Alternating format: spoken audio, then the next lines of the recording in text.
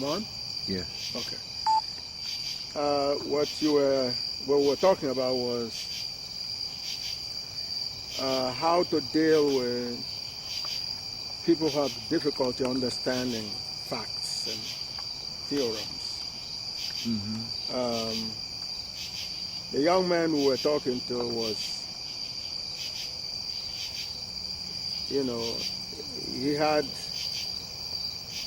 a very brilliant young man. Actually, he's a cousin. But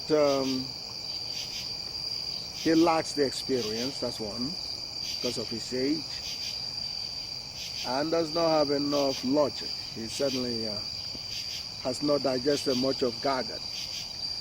Plus, not being a mathematician, kind of all come together and kind of made it difficult for him to see things that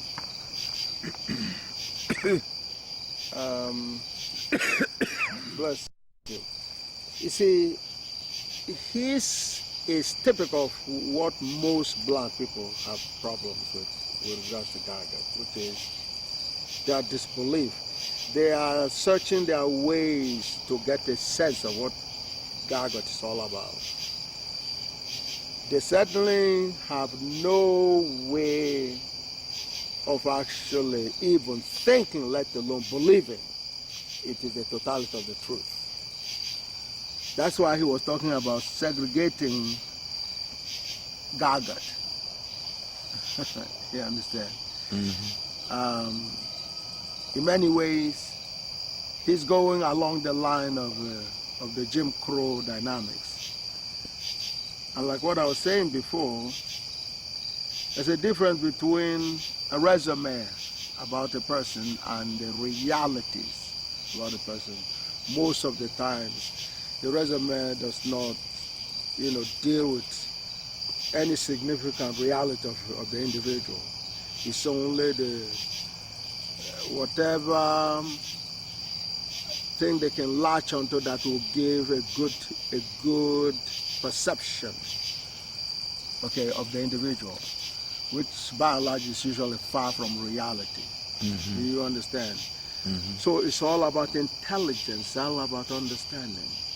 So Ambassador clearly could not understand. In other words, Ambassador still sees Gagut as some science. Every time I had tried to get his attention to Dasgupta, he's in total denial. And I think sometime today he was talking about Dasgupta only on a very superficial level. Very few black people understand what Dasgupta means. So, and if they're not mathematicians, then the problem gets bigger. What Dasgupta stated is a theorem. When he says, Oyibo, you are more close to God than any of us. That's a theorem. That's an infallible proven statement. But when you're coming from 2,500 years of terrorism that disengages you from your own reality, then you understand? The whole concept of who, me? Who, me? You understand? That's really what it is. Nah, it can't be me. Must be talking to somebody else. It couldn't be Oyibo. Okay? Right. And the CIA was building on that when they gave Scott Williams a script to say, no, Oyibo can't say he's better than Andrew Wiles of Princeton. How could a black man be better than, such a legend, a professor in Princeton, Ivy League? I don't know, he must be kidding. Don't embarrass Oyibo. Oyibo can never say anything like that. That's you understand? And that's where they believe the minds of the black people are. Once in a while you hear people say, gee, I'm a Kenyan, but I don't believe Oyibo. Oyibo is not a nice guy and all that. He throws off us. Again, they're hoping black people will buy into that. That's not a Kenyan student, that's a CIA, that's a KGB, or a KKK. playing, in a disguise and say he's a Kenyan student. Okay? Now, so any number of those, but the core is it's hard for people who have been told they're dummies, you understand, before they could complain about lynching over here, they're quickly told, listen, hey, lynching is better than you back in your homeland jumping from tree to tree and competing with monkeys. That's all you were doing in Africa. So you understand? So you should thank God that you are here and don't complain about lynching. Do you understand me? That is the mentality that was going on. So, but that's their own game plan. But God is the own, so that's their own so-called world order. Okay? Whether it's old or new or whatever, it's a world order, as according to them. However, God's order is the only order, which is Gagut. But, and that order exactly contradicts the order that they're supposed to be hearing for 2,500 years. That's what's the difficulty. That's what is hard. That is what is hard to believe or hear. You understand? That's the whole thing. You've been on with Gagut for at least 10 years or so. You know, at least 10 years. I mean, you were interviewing me in 1999, right? Right. Okay, so that makes it actually more like 16 years. So the point is, you're still struggling to say, gee, is it real? You're still asking yourself those kind of questions.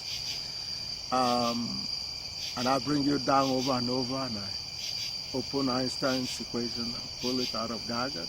You can see it, you can't dispute. But no sooner you take your eyes off it, you're back to the old ways again. When you present your Yale piece, for any number of reasons, you do not go chronological. Because, number one, you know your audience are going to have difficulty dealing with the story that came from it. Even I did that in the presentation on YouTube, where when I presented the three previous accounts of creation, and I said the God, the Word of God, okay, which is what Gagut decoded for the holy books, because people didn't really realize that's what they were saying, okay, because they said, well, God said. They didn't know that saying is a transformation process that the word materializes. They didn't see it like that. They just said God said, as if God is sitting on a stool somewhere and said, and somehow, we were doing magic and things were happening like that. No, but it's geometrically a transformation. Do you understand? A transformation of a materialization of a wave into a material, reality. And the first one, God said, let there be light. Well, the sound turned into the light waves. Do you understand? So the point is, so even I had to go with the Word of God first, and then go to the Big Bang second, and bring the one that was supposed to be first